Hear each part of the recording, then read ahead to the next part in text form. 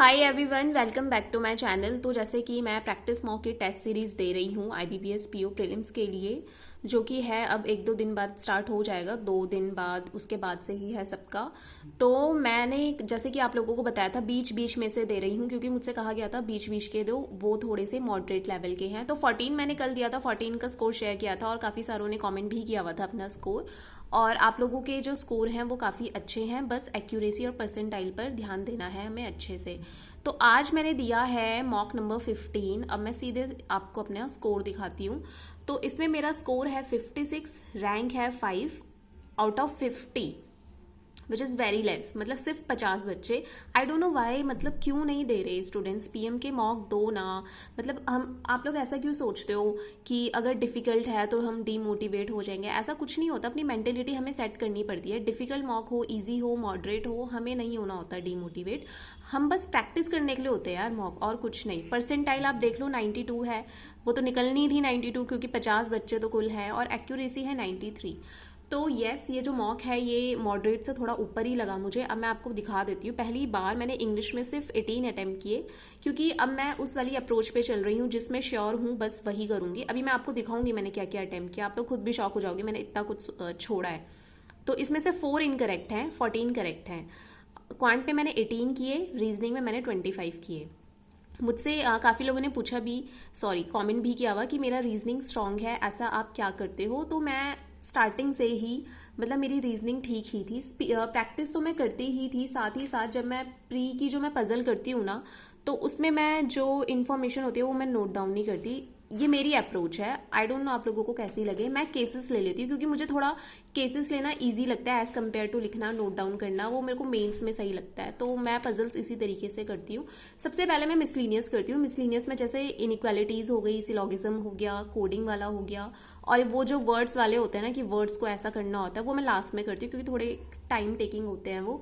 तो उसके बाद फिर सीधे पजल पे मूव ऑन करते हैं। और पजल में भी हमें सिलेक्ट करना होता है, जैसे कि सर्कल वाली अगर इनसाइड इनसाइड वाली है तो वो पहले कर लो आप लोग, और उसके बाद जो फ्लोर वाली होती है वो भी मुझे ठीक लगती है, तो मैं उसे पहले कर लेती हूँ। और थोड़ा सा जो आपको लगता है ना कभी कभार न्यू पैटर्न में आ गया, तो उसे आप लास्ट में करो उस वाली पजल को। ठीक है, तो इस तरीके से आप लोग अप्रोच अपनी रखा करो। तो स्कोर बता देती हूँ मैं। इंग्लिश में 13 स्कोर है, क्वांट में 18 है, और 25 है मेरा रीजनिंग में, और ओवरऑल स्कोर है 56। अब मैं आपको दिखा देती हूँ मैंने आखिर क्या किया है। तो मैं सबसे पहले छुपा लूँ। तो देखो, ये है सारे एरर। मुझे इसमें से एक भी नहीं आया कि, मतलब इसमें एक होता है ना कि थोड़ा सा भी एरर फाइंड आउट करने का थोड़ा सा भी, मतलब कहीं पे लॉजिक लग रहा होता है, तो मुझसे हुआ ही नहीं वो, और इस वजह से मैंने ये लीव कर दिए। उसके बाद ये वर्ड्स वाले थे, इसमें बताना था क्या, ये थे 5, लेकिन मैंने 4 अटेम्प्ट किए, 4 में से मेरा इनकरेक्ट है। और ये थे, ये देखो फिलर्स वाले। नॉर्मली जो मैं थोड़े पहले वाले मॉक दे रही थी उसमें मैं फिलर्स करती थी, लेकिन ये फिलर्स बहुत ही टफ थे, तो मैंने सिर्फ 2 अटेम्प्ट किया। आप लोग देख सकते हो यहाँ पे 5 है, 11 से लेके 15 तक मैंने बट 2 किए हैं। उसके बाद ये आ गया पैराजम्बल। इसको करने में मुझे काफ़ी टाइम लगा, लेकिन फिर भी मेरे 2 गलत हो ही गए। पैराजम्बल ऐसा टॉपिक है, अगर छोड़ दो तो ये हमेशा के लिए छूट ही जाता है फिर। तो इससे बढ़िया ये है, अटेम्प्ट करने की कोशिश करो। प्री में अगर ये आता है ना, अगर आपके पास 1 से 1.5 मिनट बचते हैं, तो आप कोशिश ये करना, इसका फर्स्ट वाला बनाने की तो कोशिश करना ही करना। अगर पूरा नहीं बन रहा तो छोड़ देना, क्योंकि नेगेटिव हो जाएगा फिर। ये गलती मैंने आईबीपीएस क्लर्क में की थी, तो मैं ये दोबारा नहीं दोहराऊंगी आईबीपीएस पीओ में। And I wish IBPS PO में पैराजम्बल ना आए। और ये देखो, ये है कॉम्प्रहेंशन। तो कॉम्प्रहेंशन के मैंने 5 अटेम्प्ट किए, इसमें से 1 इनकरेक्ट हो गया है, वो मैं भी देखूंगी क्या हुआ है। और ये भी कॉम्प्रहेंशन, कॉम्प्रहेंशन पूरे 10 थे इसमें कॉम्प्रहेंशन के, देख रहे हो आप, 21 से 30 तक।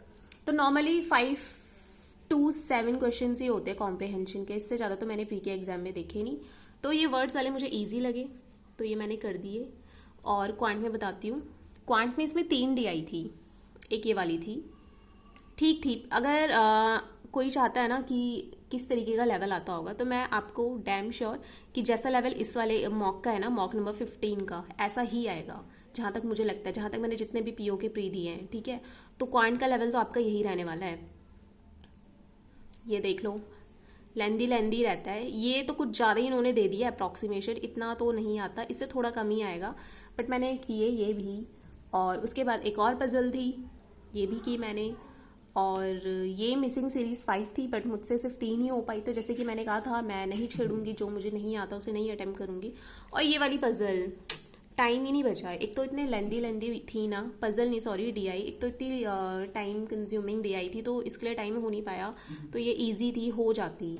तो ये देख सकते हो आप, अगर और हो जाते तो 18 + 5 23 अटेम्प्ट हो जाते मेरे, बट स्टिल नहीं हो पाए। रीजनिंग में आप देख सकते हो, ये देखो। तो इस तरीके से ये लोग हमारा टाइम वेस्ट करते हैं। जैसे कोडिंग का इतना लंबा चौड़ा सा ये दे दिया, और क्वेश्चंस कितने पूछे हुए, 3। और 4th में देखो क्या है, कोडिंग के क्वेश्चंस में इन्होंने पावर हाउस का डाल दिया। बताओ इसके फॉरवर्ड से बैकवर्ड में कितने वर्ड्स हैं। तो वही बात है, आप लोगों को देखना होगा वहाँ पे क्या पहले करना है। एक ये पजल हो गई थी, टाइम ही नहीं बचा, 2 क्वेश्चंस छूट गए। और ये देख सकते हो आप, ये वाले अगेन ये 9% वाली। सबसे पहले अगर मैं इस टेस्ट की बात करूँ, अगर आप लोग दोगे, तो सबसे पहले मैंने किया था ये कोडिंग। उसके बाद मैं आई थी, ये कहाँ गए, इनइक्वालिटीज़ पे। कोडिंग के बाद सीधे मैंने इनइक्वालिटी 76 से 80 तक ये जो क्वेश्चन थे ये किए। उसके बाद मैं आई इस पर, ये जो आप देख सकते हो टॉलर एंड ग्रेटर देन वाला, ये किया। उसके बाद मैंने ये 8 शेल्फ वाली पजल की। उसके बाद मैंने ये लीनियर रो जो जिसमें सारे साउथ फेस करे, ये वाली पजल की। और उसके बाद फिर मैंने ये वाली की, ऑक्टागन वाली, ऑक्टागोनल टेबल वाली। ठीक है, तो मैं इस तरीके से कुछ अपनी पजल्स करती हूँ। तो मेरी अप्रोच यही रहती है।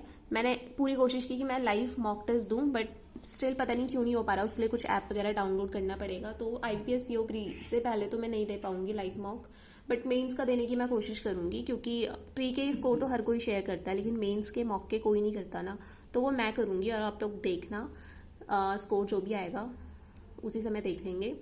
तो ये था मॉक टेस्ट नंबर 15। आप लोग देना, जो PM नहीं दे रहे हैं, जिनके पास सब्सक्रिप्शन है, प्लीज़ मॉक नंबर 15 दे और अपना स्कोर शेयर करें मेरे साथ। और अगर कोई चैनल पर फर्स्ट टाइम आया है तो चैनल को सब्सक्राइब कर देना, वीडियो को लाइक कर देना। और अब मिलेंगे फिर नेक्स्ट वीडियो में। कल भी मैं एक और मॉक शेयर किया करूंगी। और अगर किसी के नंबर, मुझे तो नहीं लगता मुझसे कम भी आते होंगे किसी को, क्योंकि मुझे अपने ही कम लगते हैं। अगर किसी के कम आते हैं तो डीमोटिवेट होने की ज़रूरत नहीं है, क्योंकि एग्जाम का लेवल कुछ भी हो सकता है। तो आप बस प्रैक्टिस पे ध्यान दो, अड्डा की क्विजेस भी देते रहो। मॉक तो दे ही रहे हो, लेकिन अड्डा की क्विजेस भी देना।